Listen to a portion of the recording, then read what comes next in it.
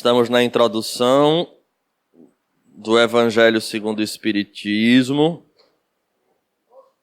no item Autoridade da Doutrina Espírita, Controle Universal do Ensino dos Espíritos. Tem lá o segundo item, Autoridade da Doutrina Espírita, é o 9º parágrafo. Tá certo? Podemos? Então vamos lá. A única garantia séria do ensino dos espíritos está na concordância que exista entre as revelações que eles façam espontaneamente, por meio de grande número de médiuns estranhos uns aos outros e em diversos lugares. Compreende-se que não se trata aqui das comunicações relativas a interesses secundários, mas das que se referem aos próprios princípios da doutrina. Então, a primeira parada da gente vem para aqui, para esse aviso de Kardec. Observem que aquilo que tiver que se modificar da doutrina espírita virá através dos espíritos de forma espontânea. Logo, não é para ser forçado. Não adianta querer puxar assunto em termos de princípio doutrinário, porque se tiver que ter alguma mudança nesse princípio, ela virá de forma espontânea. Também não é em relação a assuntos que fujam aos princípios. Observe que ele está dizendo bem claro aí. Compreende-se que não se trata aqui das comunicações relativas a interesses secundários. Faço ou não faço? Devo ou não devo? A casa pode ou não pode? Esse tipo de coisa não é para ser avaliado. Porém, das que se referem aos próprios princípios da doutrina. Prova a experiência que quando um princípio novo deve ser revelado, ele é ensinado espontaneamente, em diversos pontos ao mesmo tempo e de modo idêntico, se não quanto à forma, pelo menos quanto ao fundo. Mais uma vez, eu não sei como é que está na de vocês, mas no meu ele grifa, ele chama a atenção do termo espontaneamente. Ele colocou em itálico aqui no meu, mostrando, frisando exatamente esse ponto. Porque até aí, a gente precisa extrapolar esse raciocínio e lembrar que provavelmente, se eu forço um assunto, é possível, eu não estou dizendo que acontecerá, mas é possível que tenha interferência de espíritos pseudo-sábios e do médium, que de uma hora para outra pode querer colocar isso. E aí isso se repetir, esse grupo de espíritos se repetir e transformar uma opinião num princípio. Então, por isso que ele diz que isso acontece de forma espontânea. Se, portanto, aprouver a um espírito formular um sistema excêntrico, baseado unicamente nas suas ideias e fora da verdade, pode ter-se a certeza de que tal sistema ficará circunscrito e cairá diante da unanimidade das instruções dadas de todas as partes, como já demonstraram numerosos exemplos.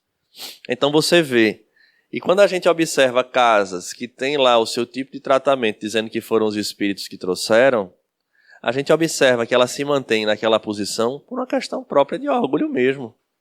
Porque se a universalidade, se as outras casas elas não recebem essa informação dos espíritos, não é porque lá tem alguém especial que nas outras não tenham, porque a doutrina espírita não tem isso.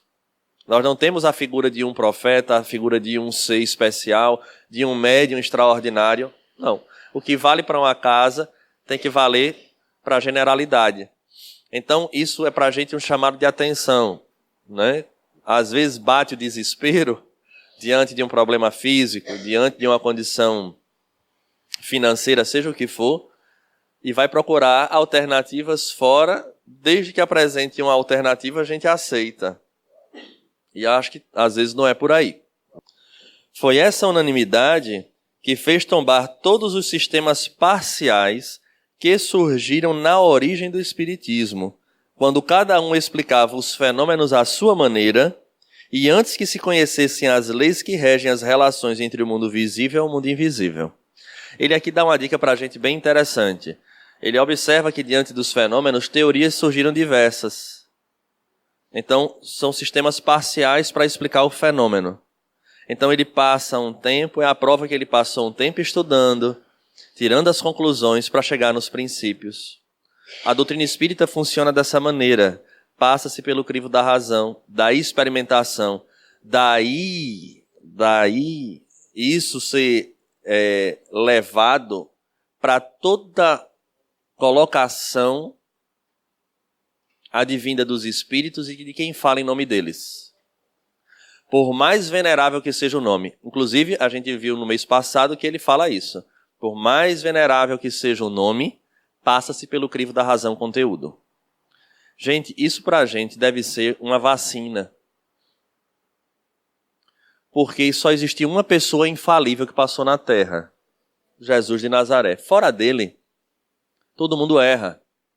Mesmo aqueles que a gente coloca num patamar de infalíveis, que são o grande modelo, exemplo, todos, sem exceção, todos nós, temos um dia de mau humor, de uma má sintonia, Então a gente pode cair nesse erro. Por isso que a doutrina espírita ela não tem, como eu digo, a figura de quem... Olha, ele disse a voz do Papa, que diz todo mundo obedece. Não, a gente tem a informação dos espíritos. Então tudo que vem deles passa pelo crivo da razão. E nós já tivemos alguns exemplos aqui, não só aqui em outros lugares, de informações que são dadas, as pessoas passam a crer naquilo ali, e acha que aquilo ali é real, achando, por exemplo, que é um mentor que está dando uma orientação, e às vezes uma orientação totalmente descabida. E aí às vezes a gente se coloca numa posição tão complicada, às vezes, porque a pessoa vem partilhar com a gente o comentário, vem partilhar com a gente a experiência, e a gente diz, olha, é bom você refletir com o tino da razão. Será que o seu mentor lhe mostraria, em termos espirituais, algo que lhe perturbaria, que lhe colocaria muito mais para uma depressão do que para você se levantar? Provavelmente não, porque eles nos conhecem com a palma da mão deles. Então veja, ele sabendo da nossa potencialidade e ao mesmo tempo da nossa fraqueza, ele jamais, sendo um mentor, nos colocaria numa situação para que a gente afundasse. Eita, eu achei que ia dar um resultado positivo e deu um resultado negativo. Eles não fariam. E essa pessoa, por conta de uma informação dessa, passou a ter problemas no seu cotidiano, em relação à família, em relação a ela própria, a própria pessoa. E achava que tinha sido mentor. Disse, minha filha, não foi. Porque passar pelo crivo da razão é uma obrigação de todo espírita. Tal é a base sobre a qual nos apoiamos quando formulamos um princípio da doutrina, ou seja, essa universalidade. Não é porque esteja de acordo com as nossas ideias que temos por verdadeiro.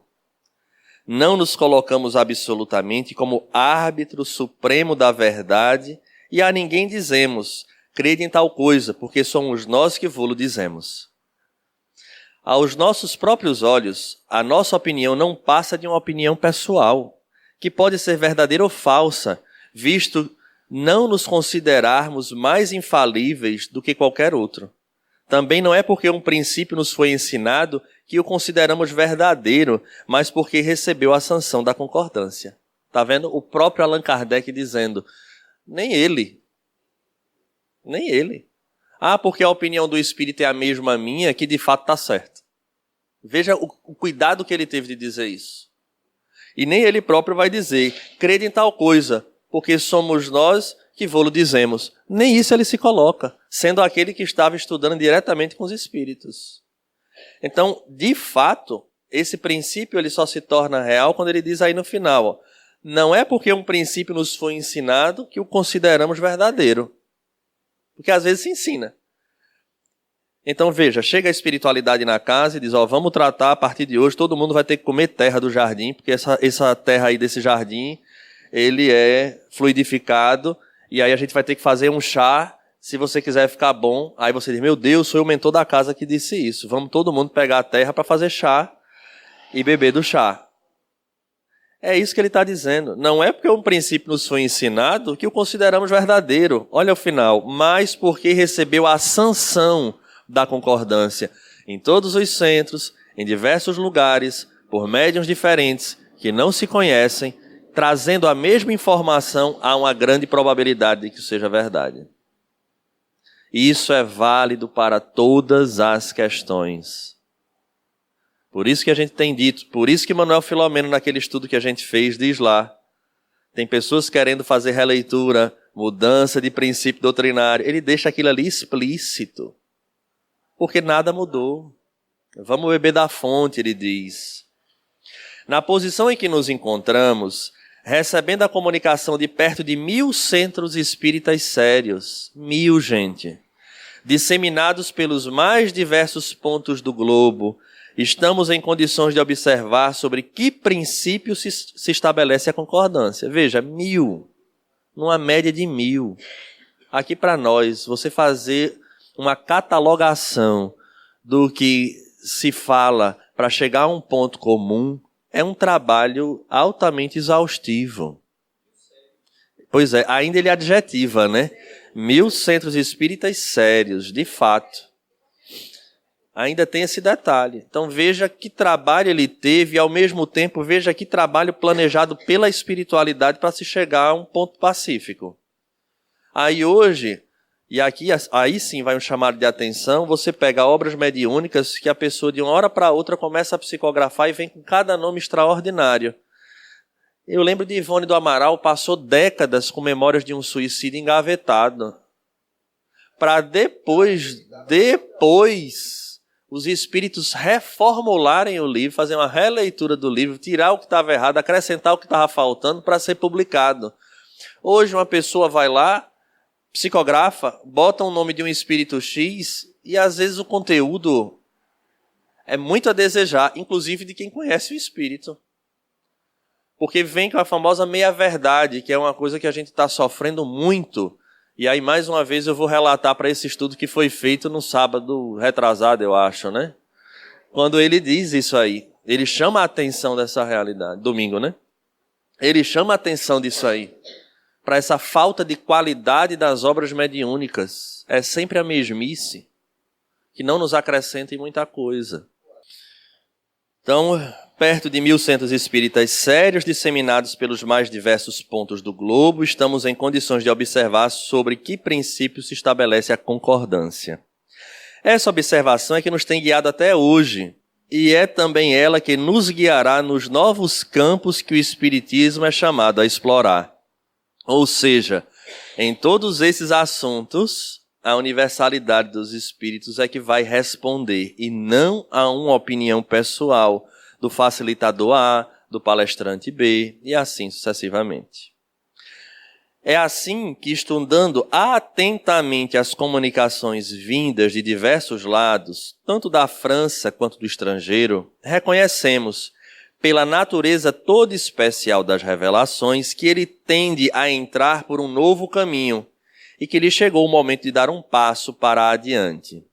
Essas revelações, formuladas às vezes com palavras veladas, frequentemente têm passado despercebidas a muitos dos que as obtiveram. Outros se julgaram os únicos a possuí-las. Tomadas isoladamente, não teriam para nós nenhum valor. Só a coincidência lhes confere gravidade. Então, enquanto ele estava tendo informações que vinham só de um determinado local, de um determinado centro, para ele não tinha valor nenhum. Ele poderia até guardar para ver se teria aquela informação repetida nos demais. Mas não tendo, não tinha nenhum eco. Ela só tinha gravidade, só tinha importância aquela informação quando vinha de todo canto. Fora disso, não adiantava. Depois, chegado o momento de serem entregues à publicidade, cada um se lembrará de haver obtido instruções no mesmo sentido.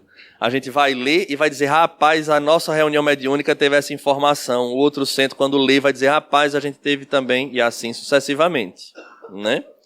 É esse movimento geral que observamos e estudamos, com a assistência dos nossos guias espirituais, que nos auxilia a julgar da oportunidade de fazermos ou não alguma coisa. Então veja que ele também estava lá, amparado pelos espíritos, para levar adiante essa ideia.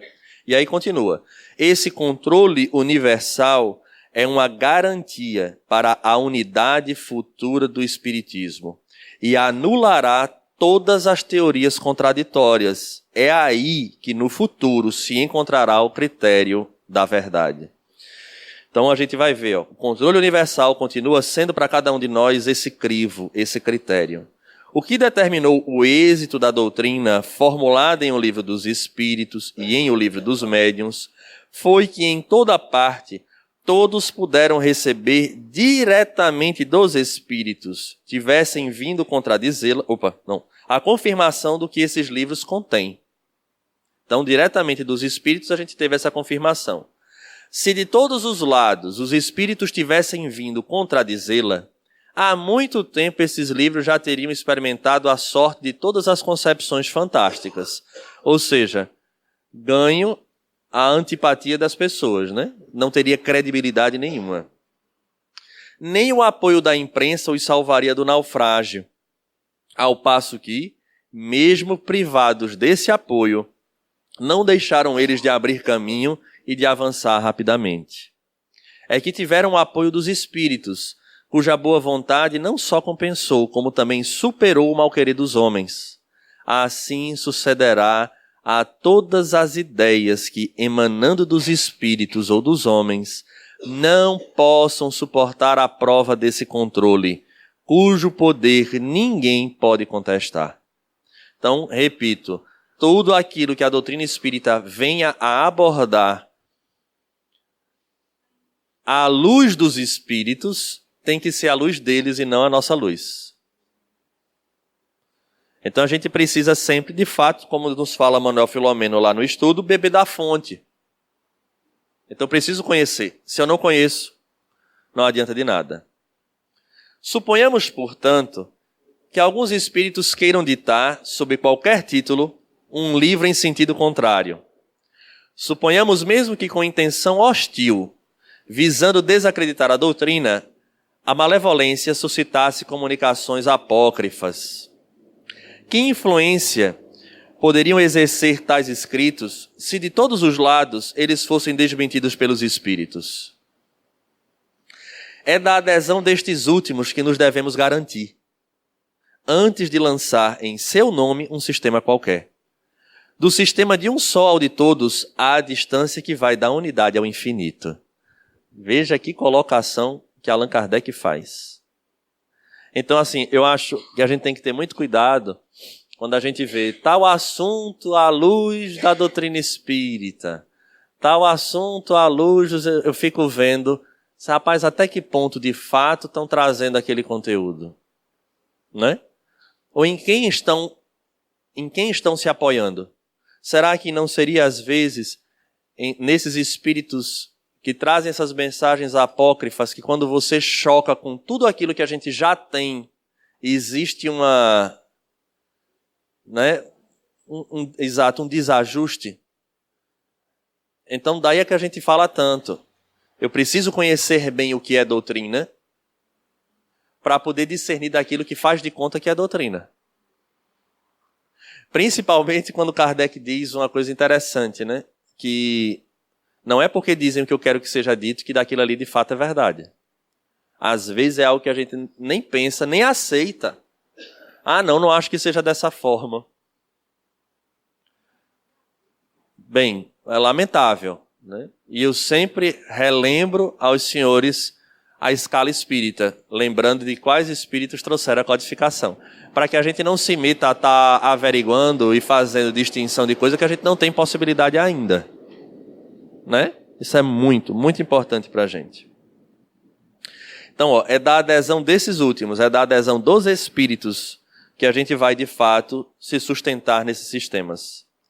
Que poderão conseguir os argumentos dos detratores sobre a opinião das massas quando milhões de vozes amigas, oriundas do espaço, chegam de todas as partes do universo, combatendo-os tenazmente no seio de cada família. A esse respeito, já não foi a teoria confirmada pela experiência? Que é feito de todas essas publicações que deveriam pretensamente aniquilar o espiritismo? Qual é a que ao menos lhe deteve a marcha? Até agora não se tinha encarado a questão sob esse ponto de vista, um dos mais graves, incontestavelmente, cada um contou consigo, sem contar com os espíritos. Então tenta-se anular a ideia, mas a ideia não vem da terra, vem dos espíritos. Então a gente não consegue silenciar. Pode queimar a obra inteira, o espiritismo vai permanecer vivo. Porque a fonte é outra. O princípio da concordância é também uma garantia contra as alterações que, em proveito próprio, pretendessem introduzir no espiritismo as seitas que deles quisessem apoderar-se, acomodando a sua vontade. Veja que beleza. Essa concordância está acima de qualquer opinião, de qualquer outra que queira mesclar o que é a doutrina espírita. Quem quer que tentasse desviá-lo do seu objetivo providencial fracassaria, pela razão muito simples de que os espíritos, em virtude da universalidade de seus ensinos, farão cair por terra qualquer modificação que se afaste da verdade. Só tem um detalhe, e eu gosto muito, um dia eu ainda vou fazer, é questão de tempo. Não tem o estudo da trilogia que a gente fez? Fazer aquele estudo da trilogia em cima do sermão profético. Usar o sermão profético e fatiar ele e trazer as informações daquela trilogia. É um estudo bem interessante. Porque de fato o que está acontecendo nesse momento é aquilo que está lá no sermão profético. Até os escolhidos estão sendo seduzidos. Então isso é perigosíssimo. Porque eu continuo dizendo, a doutrina ela permanece inalterável. A essência ela permanece inalterável. Mas tem muitas situações que estão levando adiante ideias próprias. E aqueles que são os escolhidos, mas não se preparam na seara, estão sendo levados, seduzidos, porque a proposta é encantadora. A proposta é encantadora. De tudo isso ressalta uma verdade capital, a de que aquele que quisesse opor-se à corrente de ideias, estabelecida e sancionada, poderia certamente causar uma pequena perturbação local e momentânea. Nunca, porém, dominar o conjunto, mesmo no presente e menos ainda no futuro. Então veja que você vai ter aqui e ali aquelas ilhas de resistência ou ilhas de manutenção da fidelidade. Que cedo ou tarde, com o tempo, vai ver que não era bem daquele jeito e volta-se à base, a beber da fonte, que é o que disse aquele espírito Manuel Filomeno. Então o importante é que a casa se mantenha uníssona. Como lembrou Joaquim, Jesus e Kardec estudando a sério, levando a sério aqueles princípios, sem estar em busca de novidades. E sem estar preocupado também, que eu acho que é importante a gente frisar, que a casa esteja lotada. Tem gente que acha que a casa ela é uma boa casa, ela é séria porque está lotada de pessoas. Vocês, eu posso falar, se encontram numa casa que nunca teve essa preocupação. A gente tem a preocupação de ser fiel, de fato. De levar o conteúdo o mais cristalino possível. E não de estar em busca de situações que atraiam pessoas aqui para dentro. Nunca foi esse o objetivo da nossa casa e nunca será. Né? Então a gente tem que estar muito preocupado com isso. Que essa qualidade ela se coloca na grande medicação que é dada ao homem. Que é a reforma moral.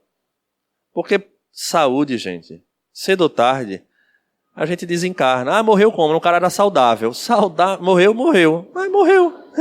Morreu saudável. Mas morreu. Então, assim, essa luta incessante de manter-se na Terra é importante. Agora, guardando a razão de que cedo ou tarde a gente chegue, que o mais importante da casa espírita é o que ela dá para o espírito.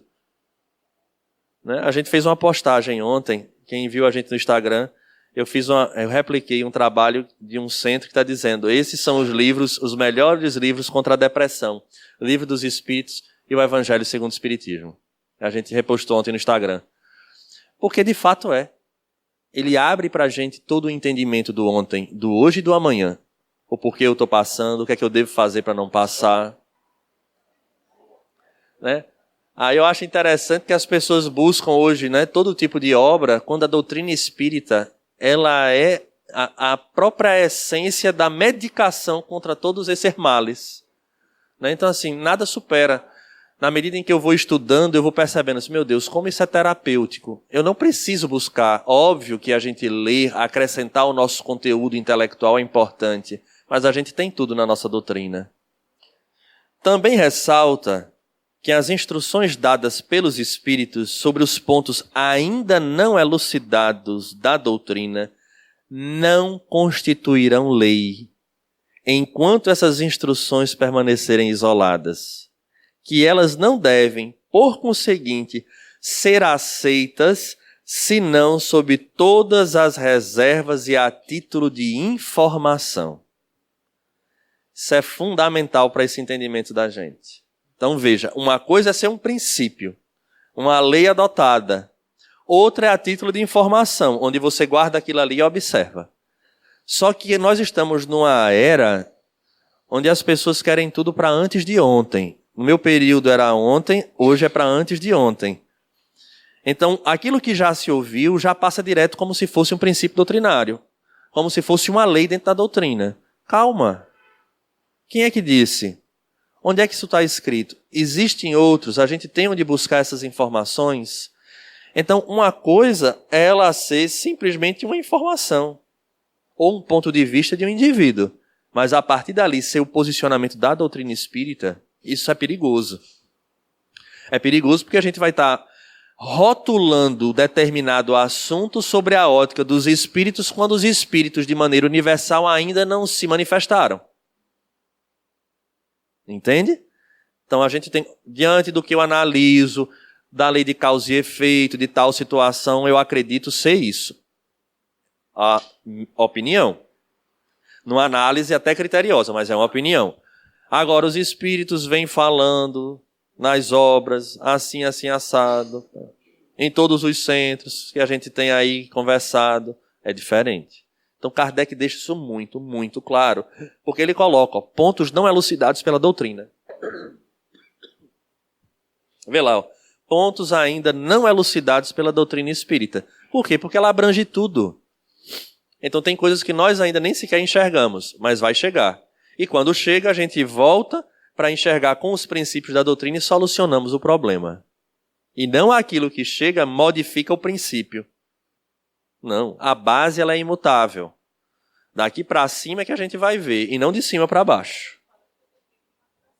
Exato. Daí a necessidade da maior prudência em dar-lhe publicidade. Olha aí.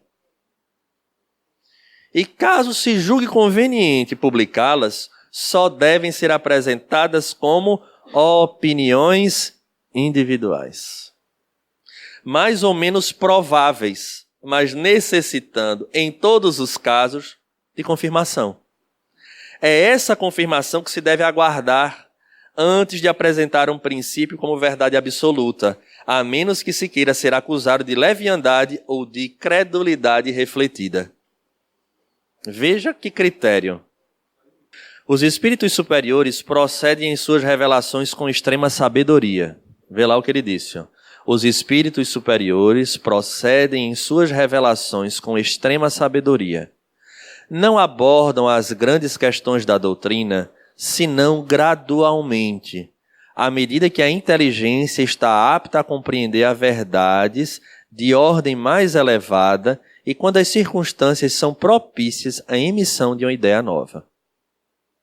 O que isso está querendo ser dito é que é algo planejado pela espiritualidade. Era Jesus querer falar lá sobre reencarnação de maneira bem explícita, lei de causa e efeito, quando aquele povo ainda não tinha condições. Se hoje ainda você percebe a resistência em coisas que são tão óbvias, imaginemos a época. Então, há situações que os espíritos dizem, não adianta, vamos introduzir pouco a pouco para que isso vá crescendo. Porque, gente, é importante a gente chegar a uma conclusão. Veja, a divindade, a espiritualidade, ela não produz choques. Choques. Há uma obra de Manuel Filomeno, eu vou pedir licença porque eu posso dizer o nome errado. Eu não vou afirmar qual é. Mas existe uma obra dele que no início do livro, no primeiro terço do livro, uma jovem grávida com quase 9 meses pega um ônibus, esse ônibus sofre um acidente e ela desencarna. A barriga... ela é levada a um centro cirúrgico na espiritualidade, passa por uma cesárea. Está lá descrito, com riqueza de detalhes. E Manuel Filomeno diz, mas rapaz, qual é a necessidade? Não é todo mundo espírito? Aí o espírito diz lá que a espiritualidade, a divindade não trabalha produzindo choques. O que seria para ela acordar do lado de lá sem barriga, sem filho, sem nada? Veja que impacto. Não, ela foi levada para uma maternidade, passou por uma cesárea, foi removido aquele espírito como um bebê, para que depois a verdade viesse chegando e ela se adaptasse sem entrar em choques. Está lá, na obra. Então, isso acontece com esse conteúdo. Esse conteúdo, ele chega, mas ele chega paulatina, certo? É por isso que eles não disseram tudo desde o começo, e ainda não disseram até hoje, jamais cedendo à impaciência de pessoas muito apressadas que querem colher os frutos antes que amadureçam. Seria, pois, supérfluo querer avançar o tempo designado a cada coisa pela providência, porque então os espíritos realmente sérios negariam seu concurso. Os espíritos levianos, porém, pouco se preocupando com a verdade, respondem a tudo. E por isso que, sobre todas as questões prematuras, há sempre respostas contraditórias. Uma doutrina filosófica, ela não pode ser simplista. Alisson, tal questão. Essa questão se resolve assim. Calma, vamos avaliar. Tem muito quesito a ser avaliado. Gente, todos os aspectos, a gente conseguir abranger o que a gente já tem condições, a gente não abrange. Porque a gente quer logo, principalmente como eu digo, quando é coisa que nos agrada, a gente não passa pelo crivo da razão, por essas 1000 possibilidades. A gente logo aceita, porque acha lindo, porque olha que maravilha. Vamos pensar? Pensar como espírito, fazer a leitura da lei de causa e efeito, dos laços que nos unem, tem muitos fatores. Então, veja, diante de algumas colocações, a gente não pode ser... Isso é isso. Porque eu nunca vi também um povo para querer definir fácil a vida dos outros e as questões como espírita. A gente não pode analisar dessa forma. Não é à toa que no Sermão do Monte ele diz para a gente não julgar, para que a gente não caia nesse problema. Certo assim? Intervalozinho da alegria. Vamos nessa? Continuando. Os princípios acima não resultam de uma teoria pessoal. São a consequência obrigatória das condições em que os espíritos se manifestam. Vejam lá. Condição obrigatória. É assim que eles fazem, tem que ser universal.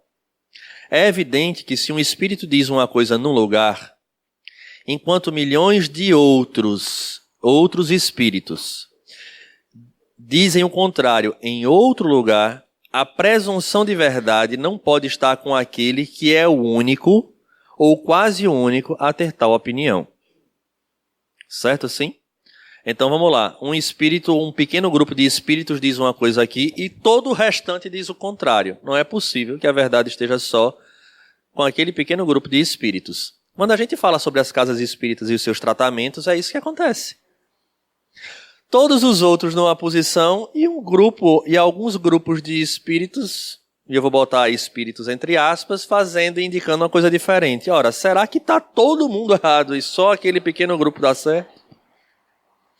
É a história do rapaz que está marchando 7 de setembro e está marchando errado com a tropa. Aí a mãe olha e diz, olha, tá vendo? Só meu filho está marchando certo, o resto está tudo errado. Vamos lá.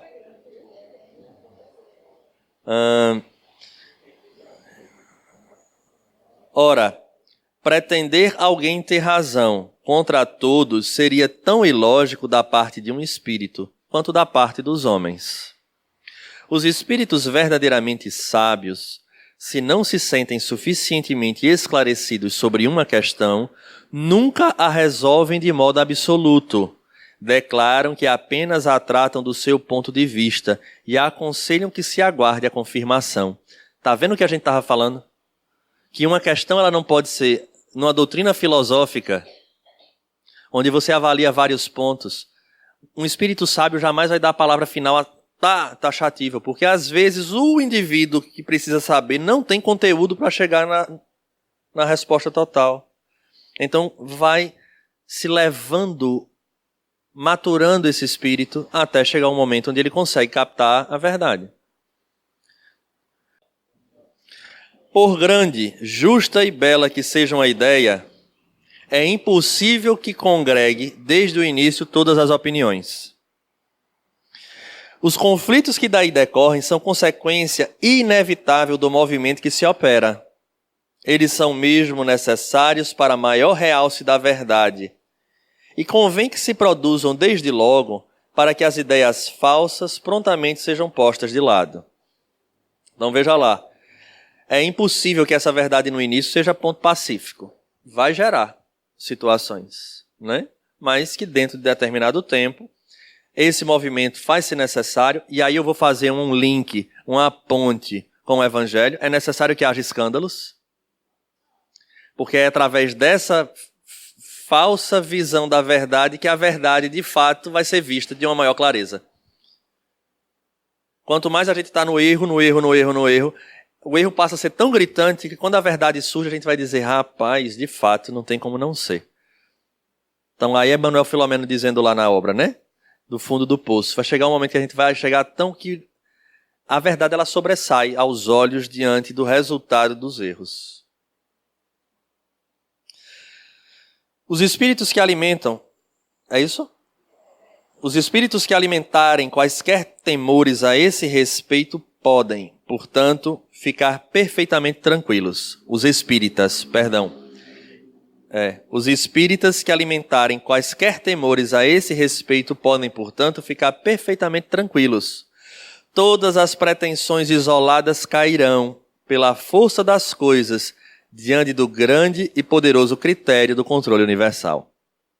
Então, cedo ou tarde, a gente chega à verdade. Agora, o ideal é que a gente busque caminhar com ela o quanto antes.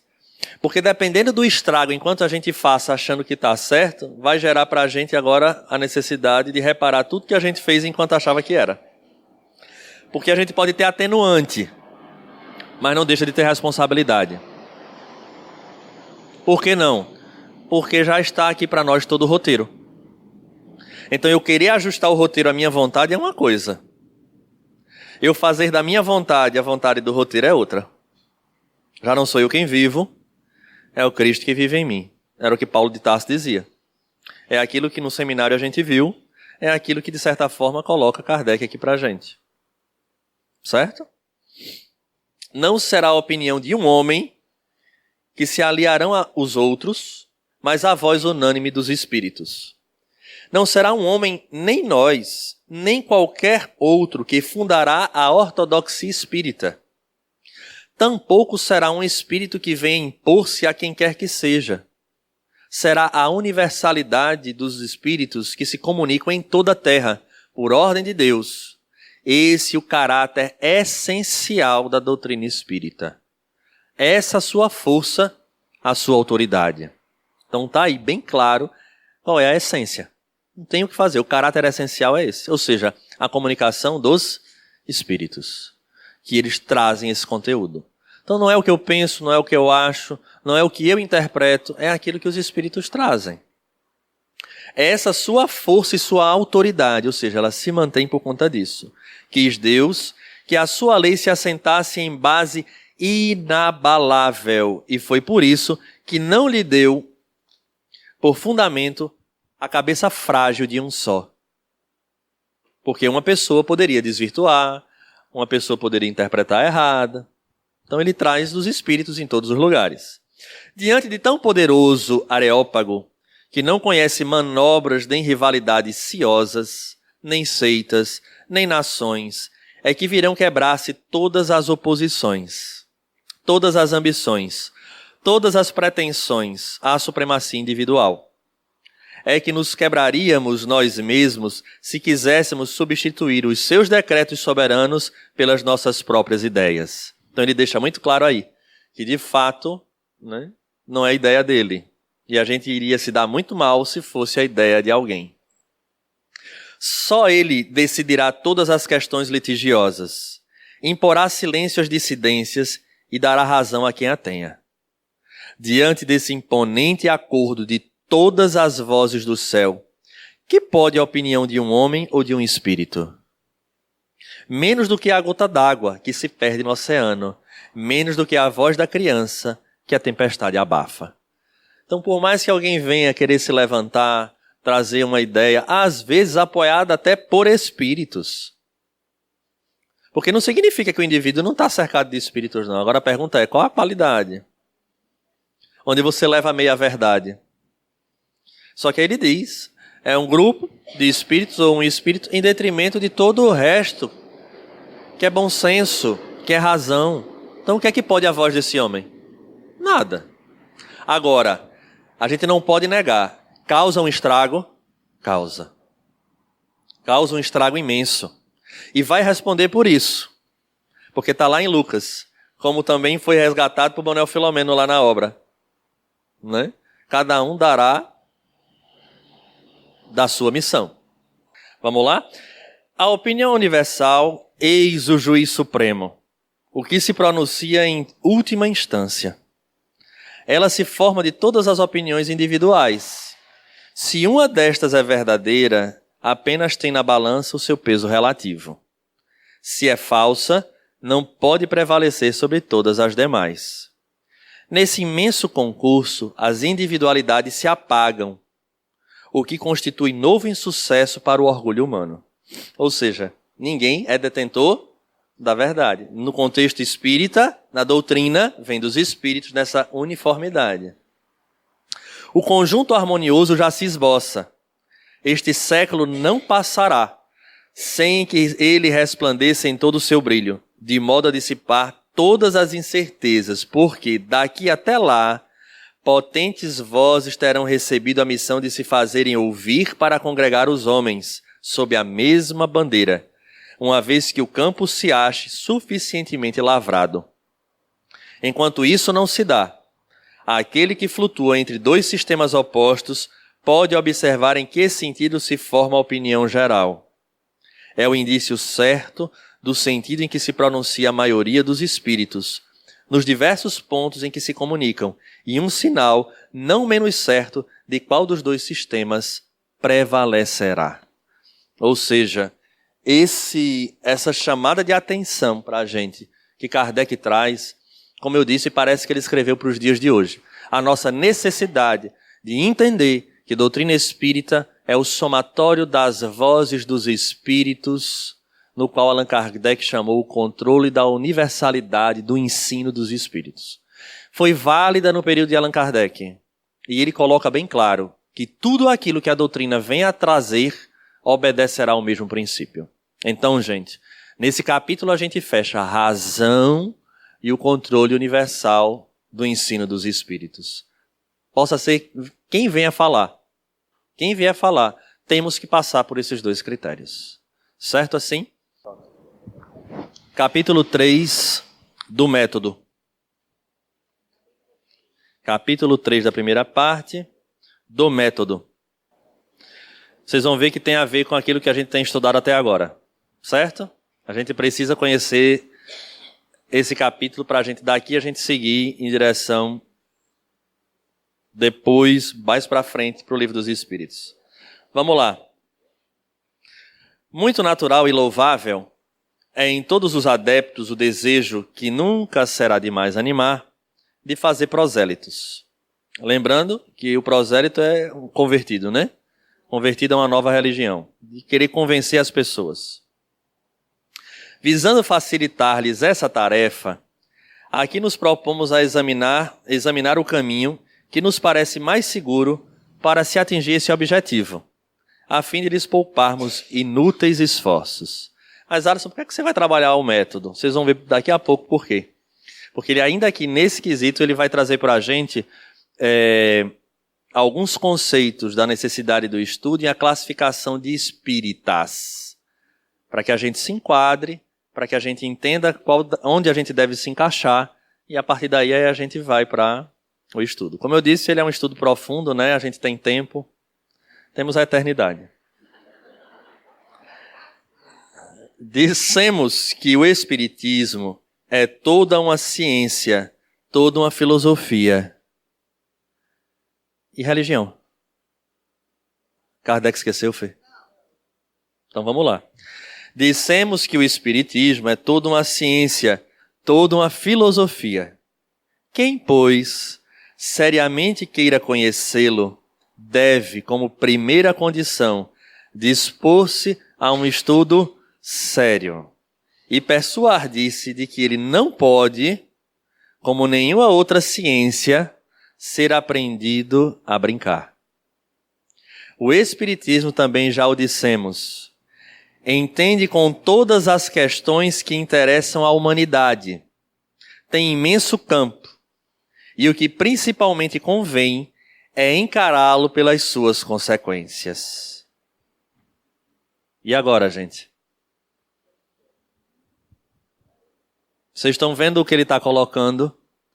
A necessidade do estudo sério, quem quer conhecer, não aprende-se uma ciência brincando, mas Alisson, ele só falou de ciência e de filosofia. Kardec. Forma-lhe sem dúvida a base, a crença nos espíritos, mas essa crença não basta para fazer de alguém um espírito esclarecido. Como a crença em Deus não é suficiente para fazer de quem quer que seja um teólogo. Então, Alisson, eu acredito em espírito, aí eu sou espírita. Não. Vejamos então de que maneira será melhor se ministre o ensino da doutrina espírita, para levar com mais segurança a convicção. Então, qual a melhor forma, de fato, a gente estudar e ensinar? Não se espantem os adeptos com esta palavra, ensino. Não constitui ensino unicamente o que é dado do púlpito ou da tribuna. Há também o da simples conversação. Ensina todo aquele que procura persuadir a outro, seja pelo processo das explicações, seja pelo das experiências. O que desejamos é que seu esforço produza frutos, e é por isto que julgamos de nosso dever dar alguns conselhos, e que poderão igualmente aproveitar os que queiram instruir-se por si mesmos. Uns e outros, seguindo-os, acharão meio de chegar com mais segurança e presteza ao fim visado. Então vocês estão vendo que o ensino ele não só se dá pelo púlpito, nem por sala de aula, mas através das conversas, dos exemplos, da experiência que ele está falando aí. Então todo mundo aqui ensina a doutrina espírita na medida que sabe. E aí a ideia dele é dar essa dica de como melhor fazer, tanto o ensino como o próprio processo de aprendizagem, porque ele diz aí, e igualmente aproveitar os que queiram instruir-se por si mesmos, porque a doutrina espírita nos dá essa condição, da gente estudar a codificação e aprender por si mesmo. A gente não precisa da figura de alguém que está acima, necessariamente não precisa. Você pode ir lá para o silêncio do seu quarto de maneira séria e estudar a codificação. É crença geral que para convencer basta apresentar os fatos. Esse, com efeito, parece o caminho mais lógico. Entretanto, mostra a experiência que nem sempre é o melhor, pois que a cada passo se encontram pessoas que os mais patentes fatos absolutamente não convenceram. A que se deve atribuir isso? É o que vamos tentar demonstrar. No Espiritismo, a questão é secundária, ou a questão dos espíritos é secundária e consecutiva. O que a gente pensa que é primário é secundário. Então vamos lá. No Espiritismo, a questão dos espíritos é secundária e consecutiva. Não constitui o ponto de partida. Se você acredita ou não em espírito, não é o ponto de partida para estudar nem conhecer doutrina. Este precisamente o erro em que caem muitos adeptos e que a miúde os leva a insucesso com certas pessoas. Não sendo os espíritos senão as almas dos homens, o verdadeiro ponto de partida é a existência da alma. Ora, como pode o materialista admitir que fora do mundo material vivam os seres estando crente de que em si próprio tudo é matéria? Como pode crer que exteriormente à sua pessoa a espíritos quando não acredita ter um dentro de si. Será inútil acumular-lhe diante dos olhos as provas mais palpáveis, contestá-las a todas, porque não admite o princípio. Então, o ponto de partida, gente, para qualquer ensino ou convencimento, e para o nosso próprio estudo, é saber se de fato a gente se acha um espírito. Tem uma alma, nós temos uma alma. Se sim, a partir daí a gente consegue criar uma construção de argumentação. Fora disso, vai ser inútil. Todo o ensino metódico tem que partir do conhecimento, do conhecido para o desconhecido. Ora, para o materialista, o conhecido é a matéria. Partir, pois, da matéria e tratai, antes de tudo, fazendo que ele a observe, de convencê-lo de que há nele alguma coisa que escapa às leis da matéria. Numa palavra, primeiro que o torneis espírita, cuidai de torná-lo espiritualista. Ou seja, antes de torná-lo espírita, torne o indivíduo espiritualista. Mas, para tal, muito outro é a ordem de fatos a que se há de recorrer. Muito especial o ensino cabível e que, por isso mesmo, precisa ser dado por outros processos. Falar-lhe dos espíritos, antes que esteja convencido de ter uma alma, é começar por onde se deve acabar. Porquanto não lhe será possível aceitar a conclusão sem que admita as premissas. Se eu não admito que tem espírito, o resto eu não tenho como aceitar. Antes, pois, de tentarmos convencer o incrédulo, mesmo por meio dos fatos, cumpre nos certifiquemos de sua opinião relativamente à alma. Isto é, cumpre verifiquemos se ele crê na existência da alma, na sua sobrevivência ao corpo, na sua individualidade após a morte.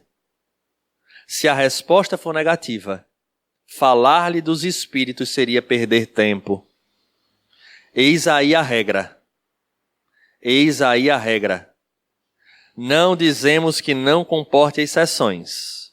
Neste caso, porém, haverá provavelmente outra causa que o torna menos refratário. Em termos de regra, o indivíduo é materialista, não acredita.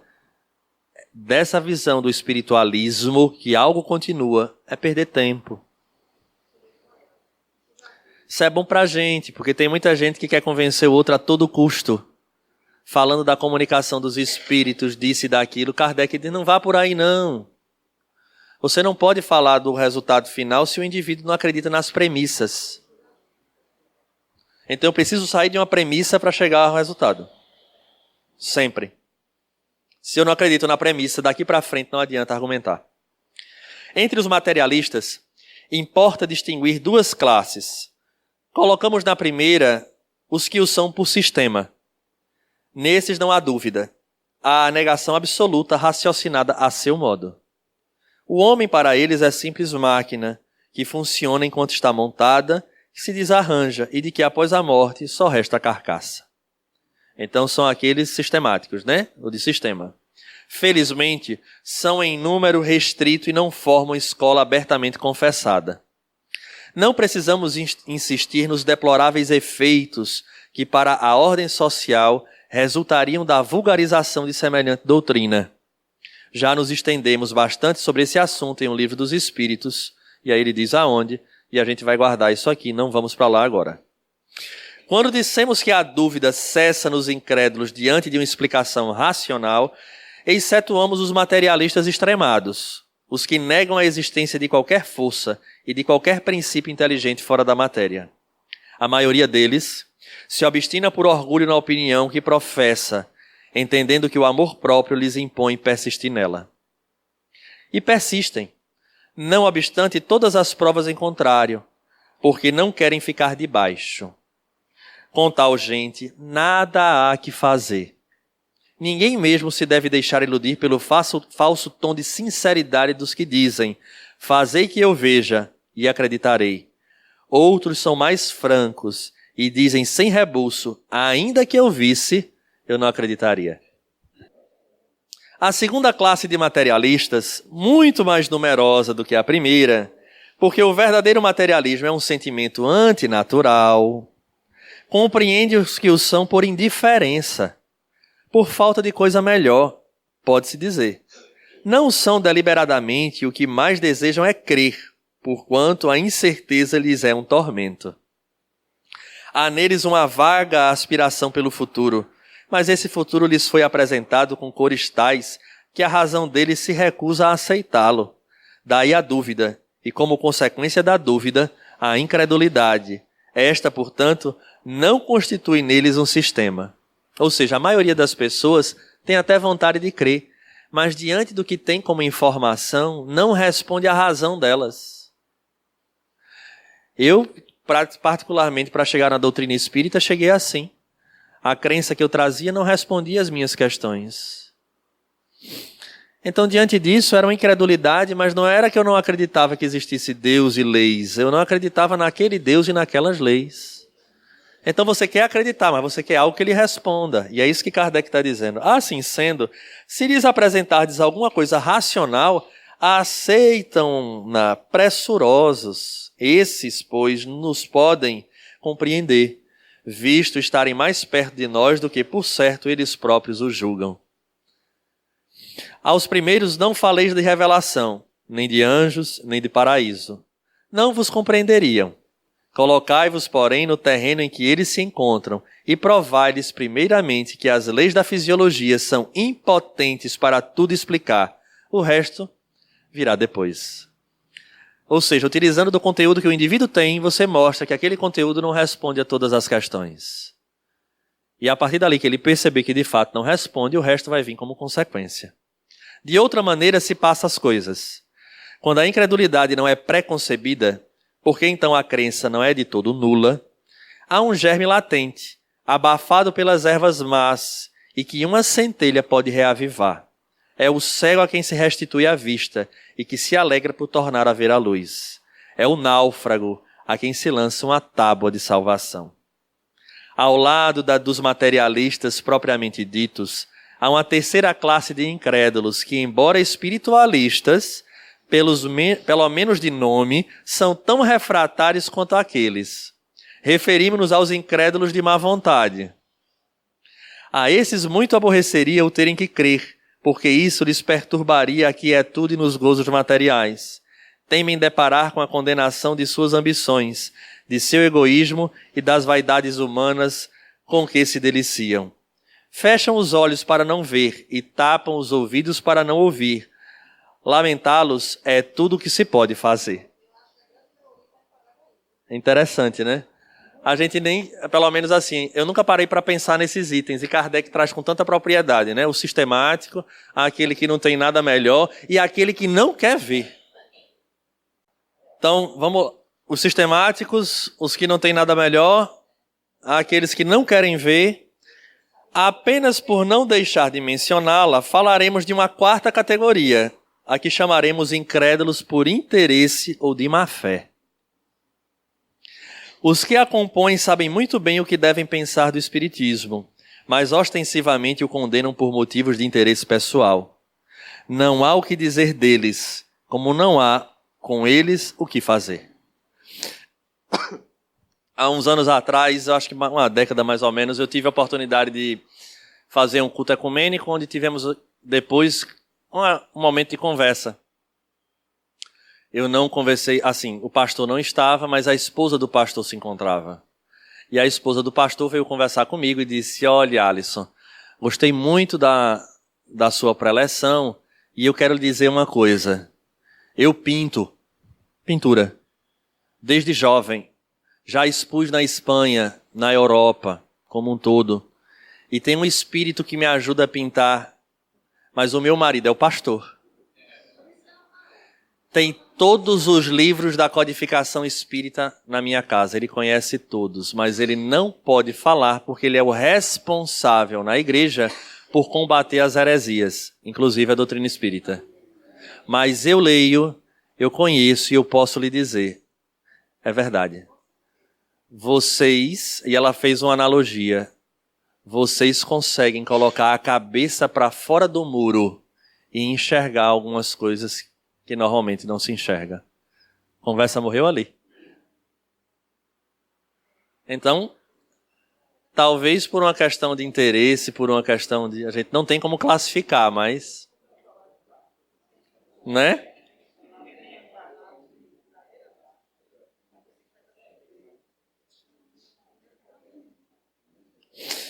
O puro materialista tem para o seu engano a escusa da boa-fé. Possível será desenganá-lo, provando-se-lhe o erro em que labora. No outro, há uma determinação assentada, contra a qual todos os argumentos irão chocar-se em vão. O tempo se encarregará de lhe abrir os olhos e de lhe mostrar, quiçá à custa própria, onde estavam seus verdadeiros interesses, porquanto, não podendo impedir que a verdade se expanda, ele será arrastado pela torrente, bem como os interesses que julgava salvaguardar. Então, para esses que não querem aceitar por má fé, porque tem um interesse pessoal, você está vendo aí que cedo ou tarde vai ser arrastado por questões até pessoais, né? À custa própria, ele está dizendo aí. Além dessas diversas categorias de opositores, muitos há de uma infinidade de matizes, entre os quais se podem incluir os incrédulos por pusilanimidade, que terão coragem quando virem que os outros não se queimam.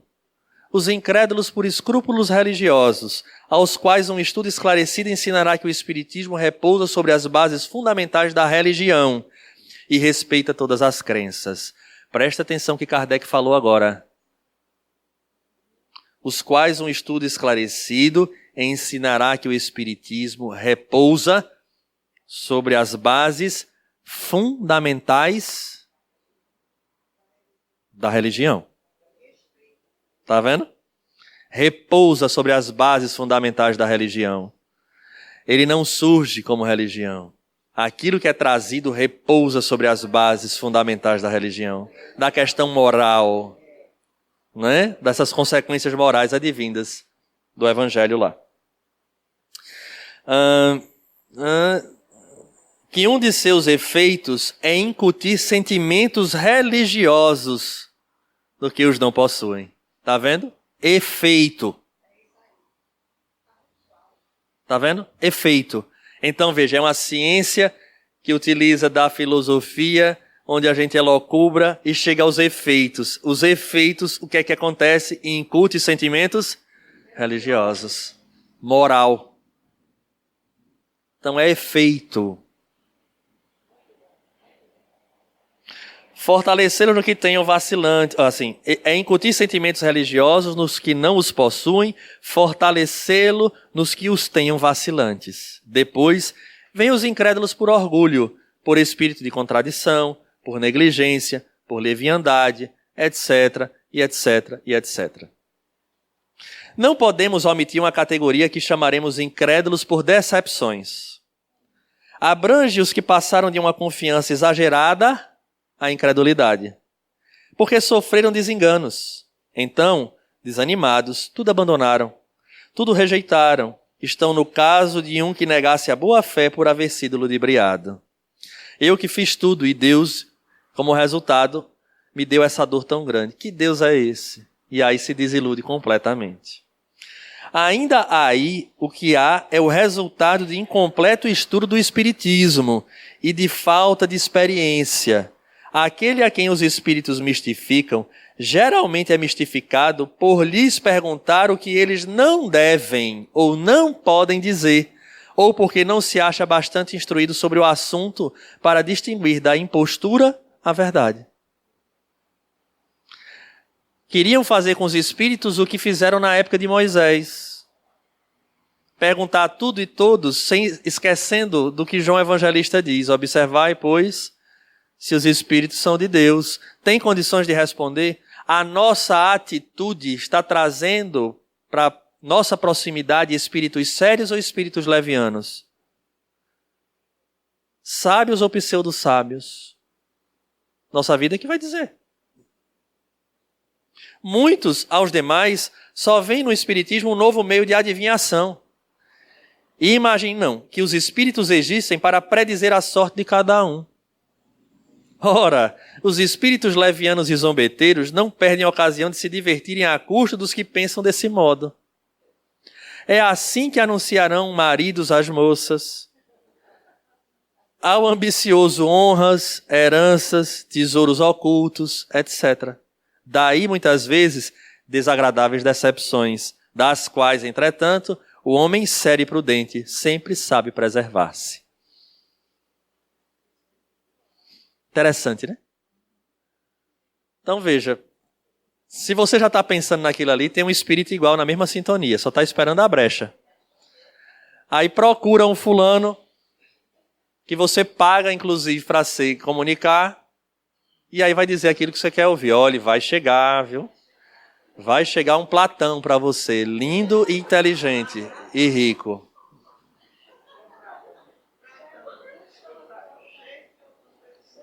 Aí chega um pratão, um PF, mas ela disse, não era um Platão, não, era um pratão. E a culpa é do espiritismo. Quando o espiritismo não prega absolutamente nada disso. Uma classe muito numerosa, a mais numerosa mesmo de todas, mas que não poderia ser incluída entre as dos opositores, é a dos incertos. São, em geral, espiritualistas por princípio. Na maioria deles há uma vaga intuição das ideias espíritas, uma aspiração de qualquer coisa que não podem definir. Não lhes falta aos pensamentos senão serem coordenados e formulados. O espiritismo lhes é como que um traço de luz, a claridade que dissipa o nevoeiro. Por isso mesmo o acolhem pressurosos, porque ele os livra das angústias da incerteza. Então, já traz e encontra no espiritismo o roteiro, que aí é só organizar as ideias. Se daí projetarmos o olhar sobre as diversas categorias de crentes, agora a gente vai para um outro grupo. Depararemos primeiro com os que são espíritas sem o saberem. Propriamente falando, estes constituem uma variedade, ou um matiz da classe precedente. Precedente é o quê? Os incertos. Certo? Então, os espíritas sem saberem, frequentemente, advêm dos incertos, né? Sem jamais terem ouvido tratar da doutrina espírita, possuem um sentimento inato dos grandes princípios que dela decorrem, e esse sentimento se reflete em algumas passagens de seus escritos e de seus discursos, a ponto de suporem os que os ouvem que eles são completamente iniciados. Numerosos exemplos de tal fato se encontram nos escritos profanos e sagrados, nos poetas, oradores, moralistas e filósofos, antigos e modernos. Quem é que a gente poderia classificar no início como um espírita sem saber ou um incerto? Tem uma pessoa marcante na doutrina espírita que a gente poderia ter classificado dessa forma, no seu início. No seu início. Existe uma figura que todos nós temos um carinho especial por ele.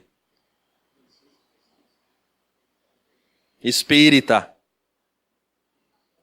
Quando leio o livro, eu digo, eu conheço tudo isso que está aqui. Dr. Adolfo Bezerra de Menezes. Quando ele leu no ônibus aquela obra, que ele estava com medo de mexer, porque achava que podia estar pecando. Quando ele leu, ele disse, eu conheço isso aqui tudo. Parece que eu já li essa obra. Então ele já trazia todos os princípios. E aí se torna, de fato, espírita. E aí vamos lá. E aí a gente entra no item. Entre os que se convenceram por um estudo direto, podem destacar-se. Agora começa. Os que creem pura e simplesmente nas manifestações. Para eles, o espiritismo é apenas uma ciência de observação. Uma série de fatos mais ou menos curiosos. Chamar-lhes-emos espíritas experimentadores. Então, até dentro do espiritismo, nós teremos a classe dos espíritas. Será que ainda hoje existem espíritas experimentadores?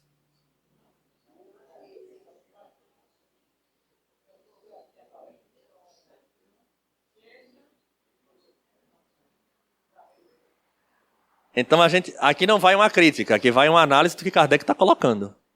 Então veja que há pessoas que pesquisam, que vão a fundo, que trazem tararararará, mas encerra aí. Será que de fato conhece todo esse corpo, todas essas consequências morais? Será? Então é bom a gente entender que também dentro do nosso movimento há classes de espíritas, né? Os que no espiritismo veem mais do que fatos, compreendem-lhe a parte filosófica, admiram a moral daí decorrente, mas não a praticam.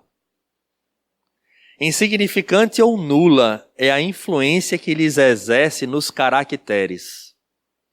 Em nada alteram seus hábitos e não se privariam de um só gozo que fosse.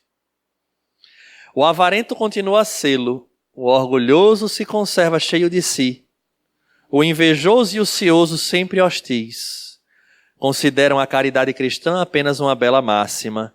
São os espíritas imperfeitos. Vamos terminar por hoje nessas duas classes, só para deixar com vontade. Então, gente, essas duas primeiras colocações, vocês estão vendo, tem mais para frente. Aí, é nesse capítulo que nós iremos escutar uma coisa que às vezes é estranha. Espíritas cristãos. Mas vem cá, todo espírita não é cristão? Vocês vão ver na classificação que aí tá, espíritas cristãos. Aí surge que de vez em quando os espíritos nas obras, Manuel Filomena, porque é um espírita cristão. Mas olha, esse espírita e cristão, será? Então a gente começa a ver espíritas experimentadores e os imperfeitos. Então é importante a gente ter o conteúdo de cada um desses para que a gente faça uma autoanálise. Onde é que eu estou me enquadrando? Porque veja aí que o imperfeito, ele considera bonita a máxima moral, mas ele não abre mão de nenhum dos seus gozos. E esses gozos ele vai ser um leque de alternativas. Em todos os campos que a gente vive. Mas, enfim, por favor, gravemos esses dois itens, tá? Imperfeitos e os experimentadores. E a gente vai se avaliando. A gente precisa se estudar. Porque essa é a proposta da doutrina espírita. Tá bom?